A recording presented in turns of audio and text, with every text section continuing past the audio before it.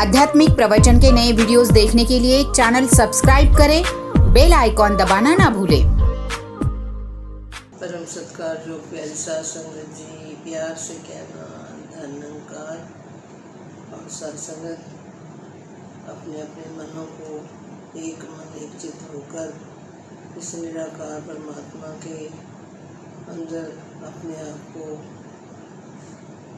महसूस करते हुए हमने ध्यान देना है कि क्या ये जो हमें निरंकार के दर्शन करवाए हैं, क्या हम इसके अंदर हैं, हमें इसका एहसास हो रहा है या नहीं। क्योंकि सत्संग आज की अगर हालत देखी जाए तो इंसान बहुत उलझनों में फंसा हुआ है। दुनियादारी में ज़रूरत भी है, इस इंसानी जामे में रहते हुए, गृहस्थी में रहते हुए हर चीज़ की ज़रूरत भी है। और कुछ हालात ही ऐसे चल रहे हैं कि हर इंसान को किसी न किसी ज़रूरत से बंजा रह रहा है। तो सत्संग मन में यही ध्यान आ रहा था कि हमने बिल्कुल भी घबराना नहीं है। हमने यही एहसास करना है कि हम तो इस निराकार के बीच में हैं, परमात्मा हमारे अंग संग है। तो फिर हमें चिंता किस बात की। तो सत्संग अपने रोज़मर्रा की लाइफ के जो कार्य हैं उनको भी हमने निरंतर करते रहना है और साथ ही साथ हमने इसका एहसास भी करते रहना है। और सत्संग जीवन हमारा कैसा होना चाहिए। कहते हैं कि जो संत होते हैं उनका जीवन जो होता है उसको एक आर्टिकल दिया गया है। वो क्या आर्टिकल संत को दिया गया है कि simple, sober and sweet. Simple सादगी, हमें बाबा जी ने भी हमें सादगी की ओर बहुत ध्यान दिलाया है। अगर हम इस इंसानी जामे में रहते हुए अपने आप को सादगी में रखते हैं तो ऐसा महसूस होता है कि जो हमारी ज़रूरतें हैं वो भी फिर कम होती जाती हैं। आज के हालात को देखते हुए कि सबसे पहले तो हमने सादगी को अपनाना है, सिंपल सोबर। फिर सादगी के साथ जब हम दासी को बात करते करते याद आ रहा है कि शहनशाह जी कहते थे कि जब हम ऐसे सादगी से संगत पर भी आकर बैठते हैं तो एक तो हमारा ध्यान, मन हमारा बड़ा खुश रहता है। सोबर, बिल्कुल साफ सुथरे और सिंपल से बन के जब हम सत्संग में भी बैठते हैं, बिल्कुल साफ सुथरे और सिंपल से बन के जब हम सत्संग में भी बैठते हैं तो एक मन जो होता है वो बिल्कुल शांत होता है और इधर उधर की दूसरे की तरफ ध्यान जाता ही नहीं है। तो अगर हम इस सोबर को भी हम अपनाएंगे कि हम सिंपल, सोबर और फिर स्वीट, फिर जो देखने में वो कितने सुंदर दिखाई देते हैं और फिर इस निराकार के जो आनंद को भी महसूस करते हैं। दासी को ये भी बात याद आ रही है कि जैसे बाबा जी ने हमें वर्दी सेवा दल की पहनाई तो सत्संग में जाते हुए चाहे हम कितनी तरह की भी ड्रेसेस निकाल लेते थे कि ये पहन के जाना है, ये पहन के जाना है, लेकिन जब हम सेवा दल की वर्दी पहन लेते थे तो इतना आनंद आता था कि अब इसके आगे तो कुछ भी नहीं है। वो क्या था, वो सिंपल और सोबर, तो उसी से फिर हम स्वीट दिखाई देते थे। तो हमने ये वाली जो गुणों को पहले, हमने सबसे पहले अगर हमने अपने जीवन को सरल बनाना है तो हमें ये सादगी को अपनाना पड़ेगा, ताकि हमारे जो खर्चे भी फिर कम होते हैं। और अपने जब हम सिंपल सोबर रहते हैं तो फिर ये मन भी जो है ये झुकाव की तरफ रहता है। फिर ये ऊंची ऊंची उड़ारियाँ मतलब नहीं मारता कि हमने दूसरे को देखकर उसने ऐसा करा है, मैंने भी वैसा करना है। नहीं, साथ संगत जब हम ऐसे सादगी में रहेंगे तो एक निमाणापन, एक झुकाव को भी हम अपना सकते हैं। क्योंकि घरों में भी हमें पेरेंट्स ने सिखाया कि सुबह उठ के हमने सबको धनंकार कैसे करनी है, झुक कर, अपने बुज़ुर्गों को भी झुक कर कैसे नमस्कार करनी है। साथ संगत आज का जो टाइम आ गया है, हेलो हाय का टाइम आ गया कि छोटे छोटे बच्चे भी अपने बुज़ुर्गों को हेलो कर रहे हैं, शेक हैंड कर रहे हैं। और सत्संग ये जो गुण हमें सतगुरु ने सिखाए हैं कि हमने दंडोत नमस्कार सुबह उठ के एक दूसरे को करनी है। जब हमारा झुकाव से ये सारा काम शुरू हो जाता है तो सत्संग मन के अंदर मिठास और सरलता फिर अपने आप आती है। और सत्संग जितना मर्जी कहते हैं कि जितना हम झुकाव की तरफ बढ़ेंगे उतना ही हमारा जो जीवन है वो मिठास वाला होता जाएगा। अभी सत्संग आपने ये भी मिसाल सुनी है कि जो पेड़ होता है, फल वाला पेड़ होता है, जब उसको फल लग जाते हैं मीठे मीठे तो वो फिर कैसे डाली झुकती है। तो वो झुकाव की तरफ इसीलिए आती है क्योंकि उसके अंदर मिठास वाले फल भरे हुए हैं। सत्संग जिस डाली के ऊपर फल नहीं लगा होता वो डाली को हम अगर पकड़ कर झुकाव की तरफ जबरदस्ती लेकर जाएंगे तो सत्संग उसकी अकड़ का ख़त्म नहीं होती। और जैसे ही उसको छोड़ते हैं वो फिर अपना अकड़ कर ऊँची हो जाती है। और सत्संग सबसे पहले ज़रूरी है कि हमारे मनों के अंदर मिठास भरी होनी चाहिए। सत्संग मिठास कैसे भरी जाती है?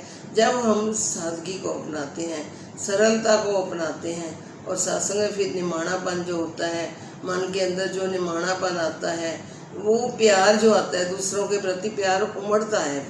फिर ये नहीं कि हमने कड़वाहट वाले शब्द किसी को बोलने हैं। और सत्संग जो एक फलदार वृक्ष होता है वो छाया भी कितनी देता है दूसरों को और मीठे मीठे फल भी खाने को देता है। सत्संग आपने खजूर के पेड़ को देखा है कि कितना खजूर का पेड़ ऊंचाइयों को छूता है, लेकिन सत्संग उसकी कोई भी छाया के नीचे नहीं बैठ सकता, उसकी ठंडी हवा कोई भी नहीं ले सकता। और जो उसके ऊपर भले ही उसके ऊपर फल बहुत अच्छा लगता है, लेकिन सत्संग तो उस फल को फिर दूसरे को ग्रहण करना कितना मुश्किल हो जाता है। और सत्संग इसलिए बार बार यही ध्यान आता है कि सच्चा पातशाह जो हमें ये तूने झुकाव वाले निमाणापन सिखाया है इसको हमने बरकरार रखना है। क्योंकि सत्संग ये जो आपने अवनीत जी की तरफ भी देखा कि अवनीत जी की बात भी दासी को याद आ रही थी कि जब अवनीत जी की मैरिज सतगुरु बाबा जी के घर हुई तो जब दासी वहाँ पे पहुँची तो वहाँ जो किचन में काम कर रही थी बहनें वो कहने लगे कि हम तो आंटी जी देख देख कर हैरान होते हैं कि अवनीत जी सबको कैसे झुक झुक कर नमस्कार करते हैं, हमारी किचन में भी आ जाते हैं और हम सबको कैसे धन्यकार करते हैं, हमें शर्म भी आती है। लेकिन नहीं, सत्संग तो उनके ज़ुबान पे कहते एक ही बात होती है कि मेरे सतगुरु ने सिखाया ही बस यही है कि हमने झुकाओ, और मैं अगर झुकूंगा नहीं तो फिर मैं आपसे आशीर्वाद कैसे ले पाऊंगा। तो सत्संग हमने भी सतगुरु के चरणों में हमेशा नतमस्तक होकर एक एक संत के आगे कैसे निव निव कर कहते हैं कि जिस गुर सिख लो निमना पुले उथे गुरु खलोना नहीं। सत्संग जहाँ फिर जब हमें झुकाव नहीं आता, हम अकड़ कर बात करते हैं।